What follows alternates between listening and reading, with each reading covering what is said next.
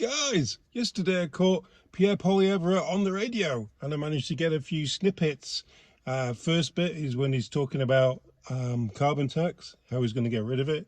And the second part is what he thinks about this grocery rebate thing. Does Trudeau think we're all stupid, that we're going to vote for him if he keeps giving us our money back? But remember, carbon tax too, you don't get any money back. Then he's brought in a second carbon tax, and now his plan is, over the next 6.5 years, to gradually raise the tax 60 to 61 cents a liter. That would push gas prices well over $2 a liter. And of course, when you raise gas and diesel, you raise taxes on the farmers who make the food, the truckers who ship the food, then you tax all who buy the food. So under Trudeau, you'll pay more for food, more for heat, more for gas, more for everything. We can't afford Justin Trudeau. He's not worth the cost. We need to fire him. I will axe the tax to bring home lower prices. This is what Liberals don't understand, is that Trudeau's making everything so expensive that he sort of wants you to rely on handouts from the government, where, you know, a couple of years ago or 6 months ago, we never needed handouts from the government to survive. Well, I didn't. I don't need it now, but some people do, especially with the mortgage rates and the fuel costs and the food costs with delivery prices. It's ridiculous. So this is what Pierre thinks of the grocery rebate, the one-time rebate.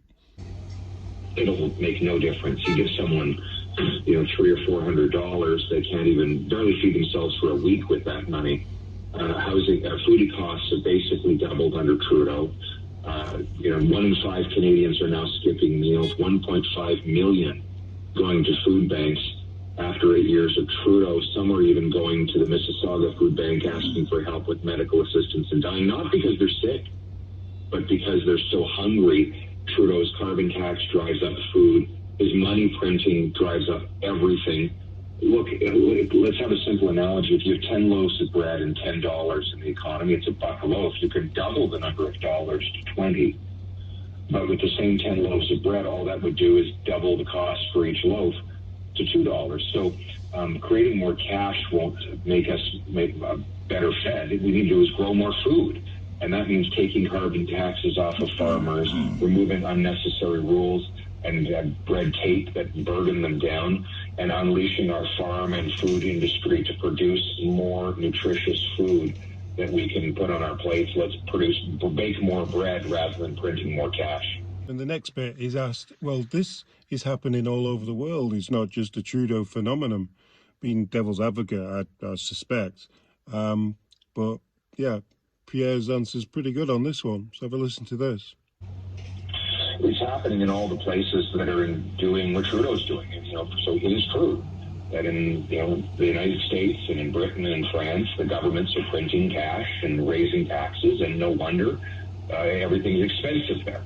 But in other countries like Switzerland, where they balanced their budget and kept their taxes low, inflation is low. So it really depends whether, if you said to your mom, she asked, why did you jump off the bridge? Well, all my friends were jumping off the bridge. She'd say that's silly. We don't have to follow the stupid things other people are doing. We could do our own smart, common sense things. That means axing the carbon tax, capping spending, cutting waste to balance the budget. That's how we're going to bring home lower prices and powerful paychecks for our people. Pierre then goes on to explain how Trudeau is dumping all over Canadians and how all this is Canadians' fault, not his fault. Nothing to do with him. It's your fault. Your fault we're in this mess. Dumping on the country. He's erased Vimy Ridge and this great historic city of Quebec and Terry Fox from our passport. He's always apologizing and bursting into tears about things that were done by people who are no longer alive. He has to tear the country down in order to build himself up, make everyone feel small so that he can be big, make the Canadians feel their country is totally flawed so that he can be the great savior to fix it all. I take the opposite approach. He and I both agree the country is broken, The difference is he thinks the problem is the people. I think the problem is the government. And the way to fix it is to give the people more freedom and more power. Let's have smaller government and bigger citizens. Let's cherish our wonderful history and the beautiful foundation that our ancestors built and that our soldiers fought for, so that we could have the privilege to live in this, the greatest country on earth.